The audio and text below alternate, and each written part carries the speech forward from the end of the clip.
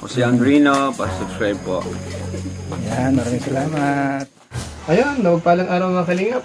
Ito po, kasama natin si Kalingap Jose. Suportahan po natin ang kanyang YouTube channel. Katuwang po ni Kuya Bal Santos Matubang sa kanyang Kalingap Round. Maraming salamat po sa inyo. God bless po. Yan, thank you Kuya July. Maraming salamat po.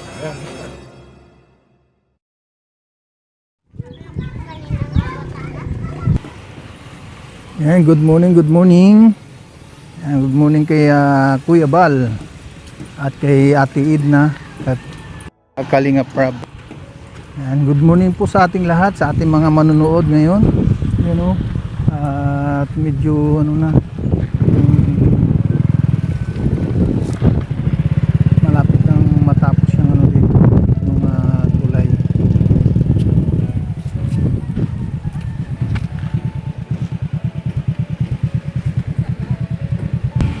Yan ang mga kalingap. Sinisiminto na yung iba dito, nasiminto na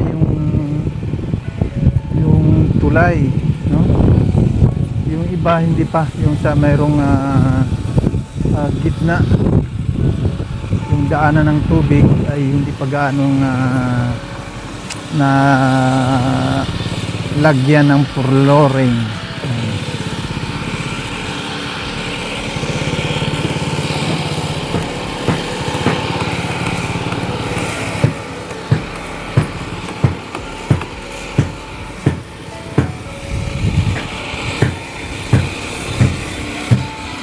Po.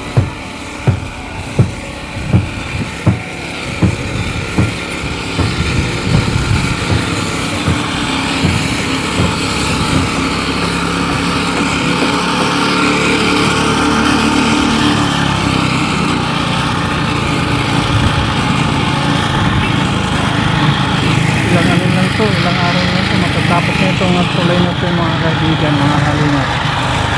Pwede nang daanan ito.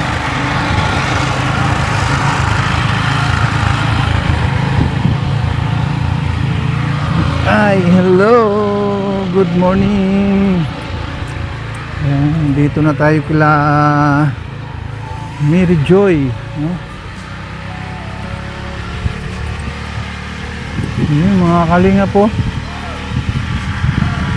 Grabe, talaga namang natupok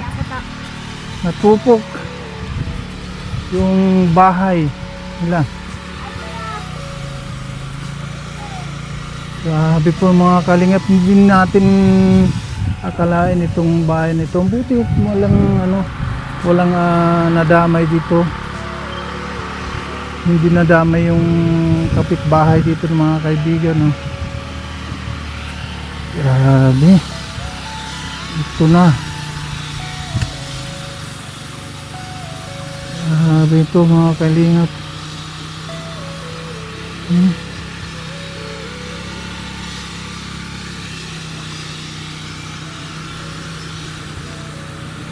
Naku po.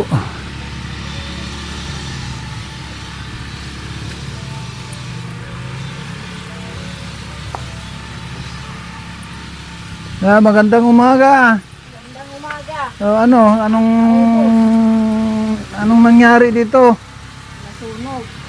Yan, yung pupunta dyan kuya, nandiyan yung kapal. Naglayog-layog, may kunti pang uling. Kahit nga po pagkain, wala pong natira. Tapos, gamit sa bahay, mga damit, mga palang kapatid ko sa school, wala pong natira, mga notebook, bag, gamit po asin sa school ng mga kapatid ko po, nasunog. Paano bang doon? Paano bang Yun yung masakit ang pangyayari na ito talaga? Hindi mo akalain talaga na na mangyayari. Hindi ko po talaga maisip na ganito po na mangyayari po to sa amin, na masusunugan po kami, na hindi pa nga po natatapos yung kusina, na kasalukuyan pa lang na ginagawa pa nga lang po yung kusina, tapos nangyari po. Thank you po. Maraming salamat po sa Kuya, kumain ka muna kuya. Tapos na akong kumain. Tapos na ako kumain kayo na bago umalis. Nagdating ka rito, alas 10. Bago umalis, kumain na ako doon sa bahay. Pa nga, kumain ka muna po. Di, papunta naman na ako. Uwi ka na po, sir, sa Oh, Pilar. mayroong mayroon tayong kukunin na bigas saka yung grocery. Ito na, nakaluto na ako. Hindi na, susunod na lang. Susunod na lang. Oh. Opo, naka-on po. Ayun ang ano nito, ang nagpaabot ng ng grocery at saka bigas si Kalingap Pundo TV. Kalingap Pundo TV, pasalamatan na natin. Salamat po ng marami kay Kalingap Undo TV. Sana pa marami pa pong supporters ang mag-support po sa kanya. Maraming salamat po. Bigas at saka grocery. Thank you po. Malaking po, maano na din po to para makaano. Thank you kay Kalingap Pundo TV. Shout out po. Sa kanyang pinaabot sa atin para sa pamilyang itong nasunugan. Maraming salamat. Maraming salamat po.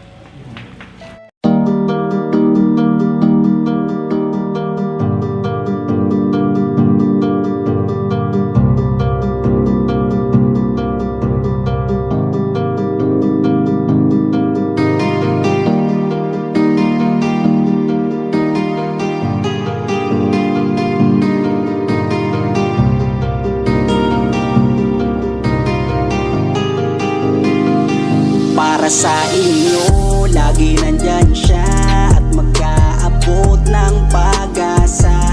Kahit gaano kahirap, kakayanin para lang makapagpasaya ng kanyang kababayan na lubos na nangangailangan.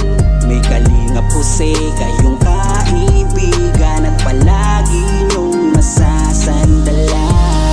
Ni minsan di nagdalawang isip na tumulong. Kung kinakailangan nandyan siya at hindi umuurong. Basta para sa inyo kahit maputi kang daan, hindi niya alintana para lang makapaglaan at makapagpasaya ng mga taong nalulumbay.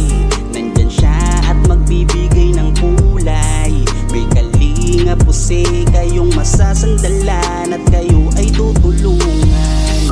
Kaya huwag kang mag-aalala, meron kayong masasandalan.